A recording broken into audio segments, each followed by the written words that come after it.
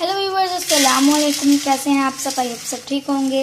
आज हम बनाने जा रहे हैं मज़ेदार सी निम्को, वो भी दो तरह की। ये बहुत ही क्रिस्पी और मज़ेदार बनकर रेडी होने वाली है। ये बाज़ार की निम्को से तो बहुत ही अच्छी और शानदार बनकर रेडी हुई है।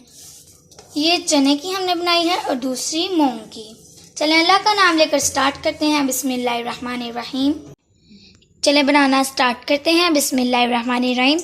यहाँ पे हमने 1 कप चने की दाल ले ली है और यहाँ पे हमने 1 कप मूंग की दाल ले ली है। अब दोनों को हम अच्छे से धो लेंगे। हमने इसको 3-4 दफ़ा धो लिया है अच्छे से। अब हम इसको ओवरनाइट के लिए भिगो कर रख देंगे। दालें हमने ओवरनाइट के लिए भिगो कर रखी हुई थी, ये अच्छे से फूल चुकी हैं। अब हम इनका पानी निचोड़ लेंगे। पानी हमने इसका निचोड़ लिया है। अब हम इसको एक टॉवल पर फैला लेंगे।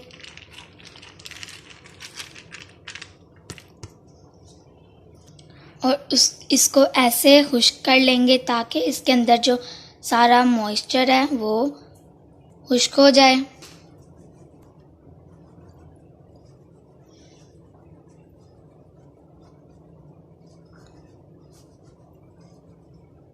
इसका पानी हमने अच्छे से खुश्क कर लिया है। आप देख सकते हैं कि अच्छे से खुश्क हो गई है। अब हम इसको किसी बर्तन में निकाल लेंगे। इसको हम साइड पे रख देंगे और इसी तरह हम दूसरी को भी खुश्क कर लेते हैं पानी निकाल कर।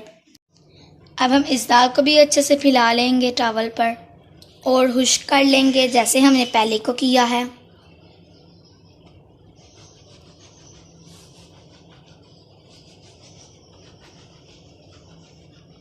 ये दाल भी हमारी अच्छे से खुश्क हो चुकी है। अब हम इसको कुछ देर के लिए पड़ा रहने देंगे और फिर इसके बाद हम इसको फ्राई कर लेंगे।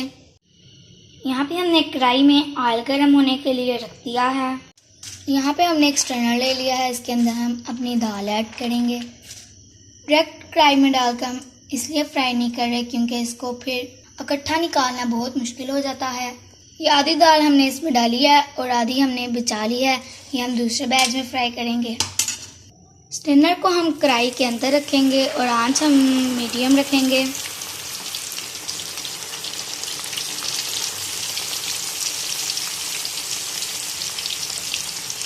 ऑयल हमारा अच्छा खासा गर्म था तो आप देख सकते हैं कि दाल हमारी कैसे फ्राई हो रही है। अब हम इसको चम्मच से ऐसे हिलाएंगे।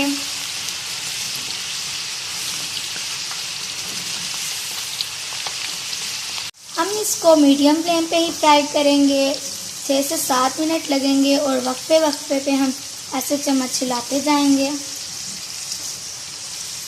4 से 5 मिनट हमने इसको अच्छे से फ्राई किया है। ये जो इसके इतने ज़्यादा झाग और बबल्स थे वो कम हो गए हैं और ये क्रिस्पी होना स्टार्ट हो गई है। अब हम इसको 1 से 2 मिनट अच्छे से फ्राई करेंगे। आप देख सकते हैं कि दाल हमारी सारी ऊपर तैरना शुरू हो गई है। इसका जो इसके अंदर मॉइस्चर था वो ख़त्म हो गया है और ये अच्छे से फ्राई हो गई है। अब हम इसको निकाल लेंगे।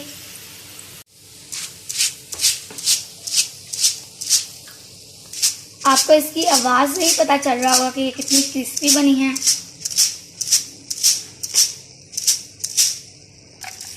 अब हम इसको टिश्यू पेपर पर निकाल लेंगे। अभी हम दूसरा बैच फ्राई करने लगे हैं।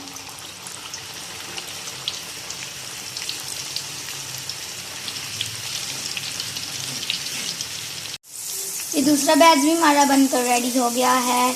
दाल ऊपर तैरना शुरू हो गई है। अब हम इस दाल को भी निकाल लेते हैं और दूसरी मूंग दाल को भी फ्राई कर लेंगे। ये मूंग दाल हमने एक ही बैग में सारी डाल ली है। अब हम इसको भी फ्राई कर लेंगे।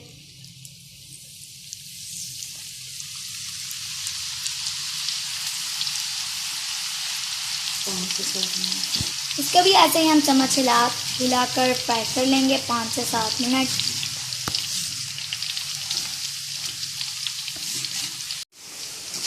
जब भी आप दाल फ्राई करें तो आपने कढ़ाई में ऑयल फुल नहीं लेना क्योंकि जब ये हम डालते हैं तो इसके बबल्स उड़ के ऊपर को आते हैं। अगर कम ऑयल होगा तो वो कढ़ाई से बाहर नहीं निकलेंगे।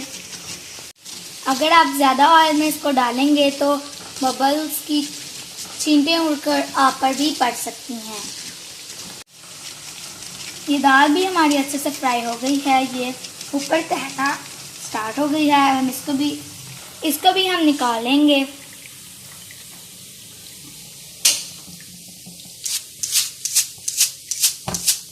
इसकी भी आप आवाज़ चेक करें ज़रा, ये कितनी क्रिस्पी बनी है। इसको भी हम टिश्यू पेपर पर निकाल लेंगे। दोनों दाल बनकर रेडी हैं। ये अच्छे से ठंडी हो चुकी हैं। अब हम इनको चटपटा करने के लिए कुछ स्पाइसेस ऐड करेंगे। हाफ टी स्पून हम काला नमक का ऐड करेंगे, आप इसकी जगह आम नमक भी ले सकते हैं।